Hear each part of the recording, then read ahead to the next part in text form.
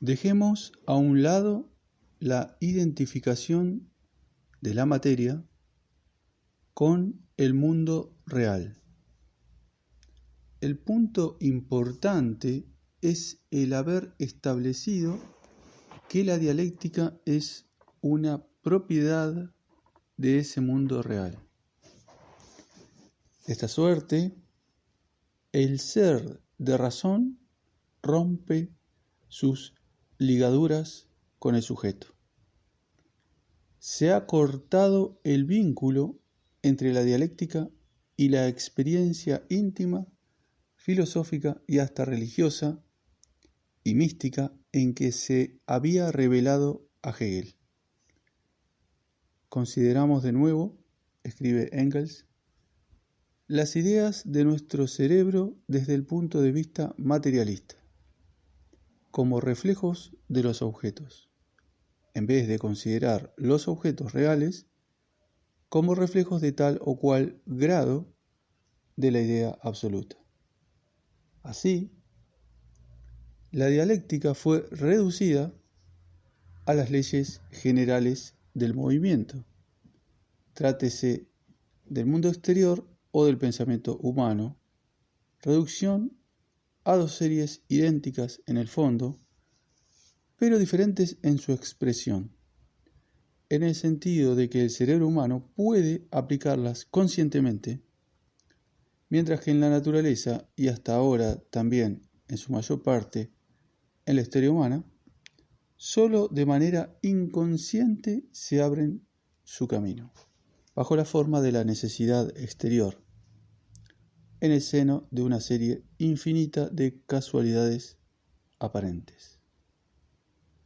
Este texto es fundamental y forma parte del símbolo de la ideología soviética. Con razón pinta la andadura inaugural de la ideología como primer despegamiento de la realidad y primera sustitución de la realidad perdida por otra nueva.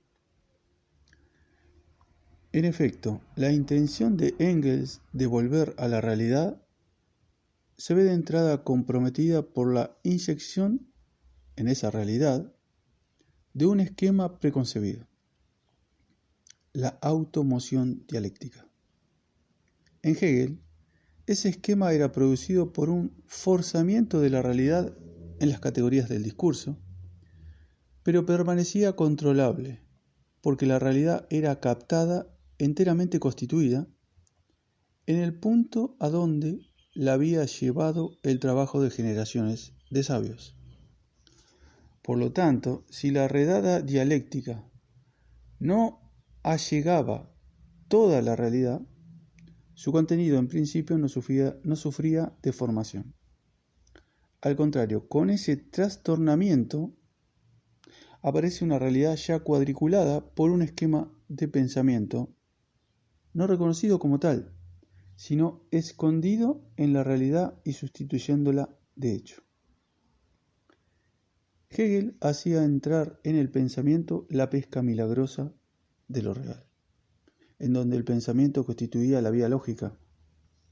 Ahora es en el objeto, antes de ser conocido, donde se cree que esta vía existe. Con ello mueren los peces y no queda más que la red. Lo real se reduce a las leyes generales del movimiento. Está como poseído o desposeído por las entidades lógicas en él inyectadas y sometido a la capacidad explicativa de esas entidades. Es decir, que solo es real y admitido como real en la medida en que está reemplazado por un doble, en el sentido de la doblez de un vestido o del doblaje de un actor, y este doblaje es la ideología. O, como muy pronto diría Plejánov, es el materialismo dialéctico. Todo lo que se puede ver del mundo es su trasfondo, que la nueva gnosis descubre y explica radicalmente. Así es como la vuelta a la realidad, al common sense, la intención realista, cierran un círculo infinitamente más idealista que el idealismo hegeliano y pueden conducir al autismo lógico. En Hegel, el pensamiento y la realidad ocupaban respectivamente su lugar. El trastrocamiento impide que el pensamiento vea en lo real extramental algo distinto de lo que él había puesto allí. Las estructuras, las leyes del movimiento, pensamiento aún. Hegel se embargaba con la dicha de pensar, que es la contemplación, dicha prohibida para Engels por situarse como reflejo de un esquema que él mismo ha colocado en las cosas sin darse cuenta. Solo le quedará una satisfacción relativa a la exploración de lo real, la de reencontrar indefinidamente el esquema que previamente introdujo en él. Es como un explorador temblando de emoción al volver a dar con sus propias huellas. Para Hegel, filosofar era irse identificando gradualmente con el absoluto, que es el sujeto.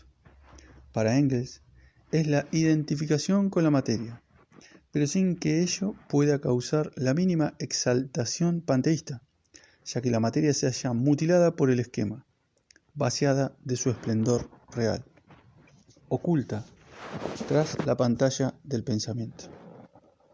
Al marxismo se le reprocha sin razón su materialismo, cuando más bien ha volatilizado la materia.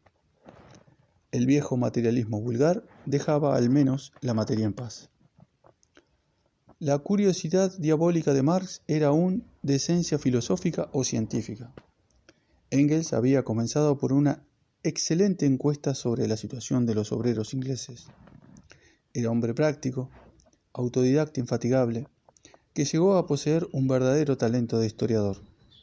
Por desgracia, tomó más en serio los esquemas de Marx de lo que éste mismo lo hiciera. Creyó que el conjunto del saber podría reorganizarse a partir de algunas páginas del manifiesto, de las tesis de Feuerbach, de fragmentos de teorías de conjunto alambradas aquí o allá. Marx hizo todo para animarle. Sus últimas obras, el Anti-Düring, y los legajos póstumos publicados con el título de Dialéctica de la Naturaleza, navegan en plena ideología. No recogen con respeto, como hacen los espejos de la ciencia medievales, el tesoro de un saber consagrado. No reflejan, como el Tratado del Mundo de Descartes, el exceso de ambición de una nueva ciencia. Se presentan como una especie de revisión de los resultados científicos tomados, hechos del todo, de Haeckel, en las conferencias populares de Helmholtz, en los manuales de química y de biología. Estos resultados deben ajustarse a las leyes generales del movimiento, es decir, la ley del paso de la cantidad a la cualidad, la ley de la interpretación de los contrarios, la ley de la negación. Lo que no se ajusta, por ejemplo, Carnot o Newton, este asno de la inducción, es eliminado. Lo que se ajusta es vertido en el molde. Lo real no es descubierto, es traducido. El realismo dialéctico se agota en el verbalismo. Engels no piensa que emplea la palabra ley cuando habla de leyes de la dialéctica, en un sentido que nada tenga que ver con el de ley física, la cual permite, en los límites de la medida, una comprobación empírica. La ley dialéctica del paso de la cantidad a la cualidad es ilustrada por el agua que hierve a 100 grados y, en el mismo sentido de la palabra ley, por la transformación del dinero en capital más allá de cierto montante. En el primer caso, la ley puede ser comprobada y prevé no lo que cambia, sino el momento del cambio. Simple ley física que no tiene necesidad de ser dialéctica. En el segundo caso, no hay comprobación posible. Si la cantidad de moneda no se transforma en capital, siempre puede decirse que el montante no ha sido alcanzado.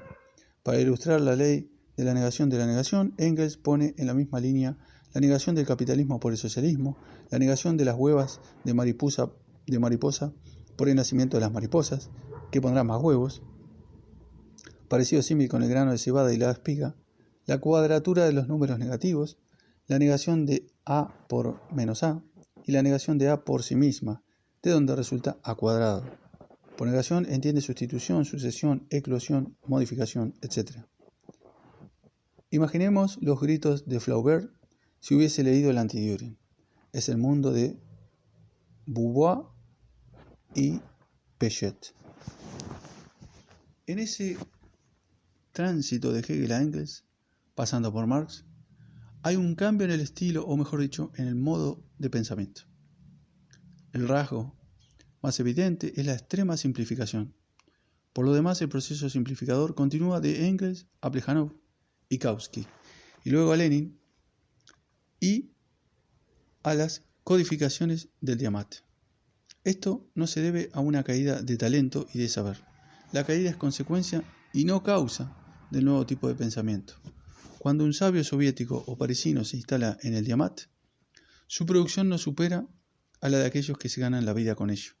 La actividad cognoscitiva consiste en comprobar, yendo de una cosa a otra, la aplicabilidad del esquema al conjunto de datos suministrado por lo real, el cual no ofrece ninguna resistencia, pues solamente aporta al ideólogo aquello que éste había puesto allí. Esta ilusoria transparencia del mundo facilita inmensamente lo que la ideología piensa que es un trabajo intelectual. La producción se hace cómoda y enseguida sobreabunda. Desde finales del siglo XIX se constituye un cuerpo canónico de doctrina en continuo aumento por la edición de nuevos libros. Cuando esos clásicos del marxismo llenaron un estante bastante grande, hicieron las veces de la cultura. El estudio del corpus, la búsqueda de su cohesión interna, o más bien el goce de esta cohesión interna, que en la ideología no es terminal sino inicial y dado de un golpe, constituyeron el horizonte intelectual para los adictos de la doctrina. Una corta cadena une al militante de base con el teórico capaz de argumentar mejor, pero no de saber más. Todos comparten el orgullo que ofrece la posesión de ese eureka, de ese principio universal de inteligibilidad. Todos gozan del divino privilegio de pensar sin esfuerzo y de concebir de golpe la totalidad del mundo. El precio que se paga es la despersonalización del pensamiento. Por citar una frase de Spinoza, ya no piensan, sino que eso piensa en ellos. Eso es el esquema que se posesiona de su pensamiento.